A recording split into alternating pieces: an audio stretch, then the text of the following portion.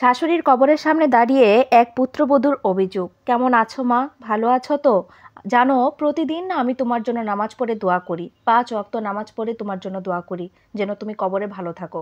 তোমাকে যেন মহান আল্লাহ তাআলা জান্নাতুল ফেরদাউস দান করেন। তুমি যেন দুনিয়াতে যেরকম শান্তি করে গিয়েছো যেন আখিরাতেও সেই শান্তিটা করতে পারো। এই দোয়াটা আমি যেন করি সব সময়।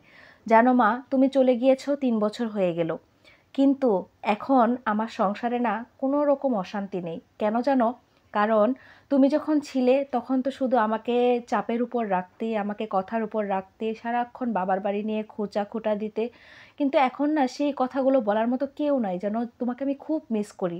তোমার এই কথাগুলো আমি খুব মিস করি। মা জানো, আমার একটা মেয়ে হয়েছে।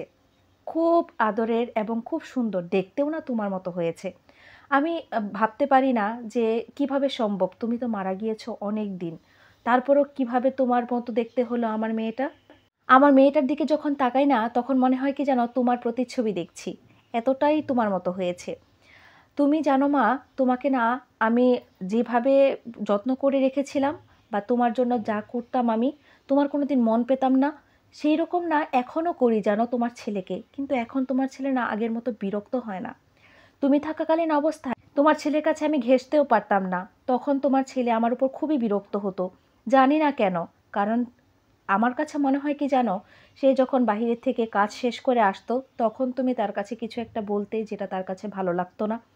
হয়তো তুমি সবসময় আমার দোষগুলোই তার সামনে তুলে ধরতে।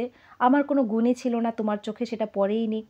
আর আরেকটা ভুল ছিল কি জানো আমার, আমি তাকে ভালোবেসে বিয়ে করেছিলাম। এই জন্যই হয়তো তুমি আমাকে সহ্য করতে পারোনি, কোনোদিন মেয়ে বানাতে পারোনি। জানো মা, আমি তারপরেও না তোমাকে খুব মিস করি। কারণ তোমার এই শাসনগুলো আমার খুব ভালো লাগে। আমি না চাই কি জানো, যে এখনও আমাকে এভাবে কেউ শাসন করুক। মা তো পেতাম, কারণ ছোটোবেলায় মা হারিয়েছিলাম। সেই মা হারানোর বেদনাটা না আমি কখনো ভুলতে পারিনি। যখন বিয়ে হয়ে তোমার বাড়িতে আসি তখন না ভেবেছিলাম যে আমি নতুন করে মা পাবো, কিন্তু সেটা পাইনি জানো মা। তোমার মাঝে কোনোদিন আমার মায়ের ছায়াই আমি পাইনি। আমি না খুব মিস করি তোমাকে। কারণ আমার মাকে তো আমি কখনো দেখিইনি, কারণ সে তো আমাকে জন্ম দিতে গিয়েই মারা গিয়েছিল। তো যাই হোক, তারপরেও না মা, এখন জানো আমার সংসারে অনেক শান্তি। আমাকে 2 বেলা ভাতের খোঁটা দেওয়ার কেউ নাই।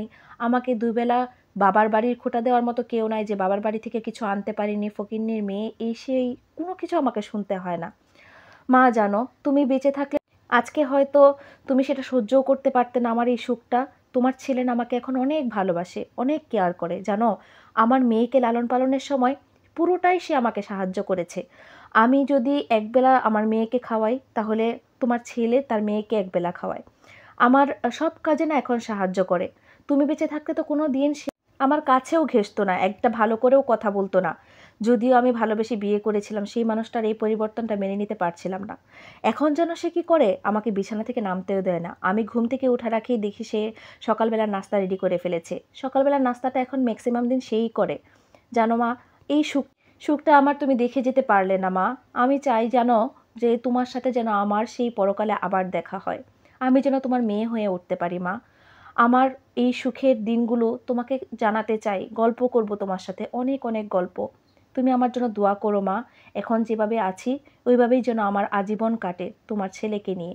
তোমার ছেলে আমাকে যতটা ভালোবাসা দিচ্ছে সেভাবেই যেন আমি তার বুকে মাথা রেখে মরতে পারি। এই গল্পটা একটা আপুর জীবনের ঘটনা। কেউ আবার সিরিয়াসলি নেবেন না। ভিডিওটা সম্পূর্ণ দেখে থাকলে অসংখ্য ধন্যবাদ। ভালো থাকবেন। আল্লাহ হাফেজ।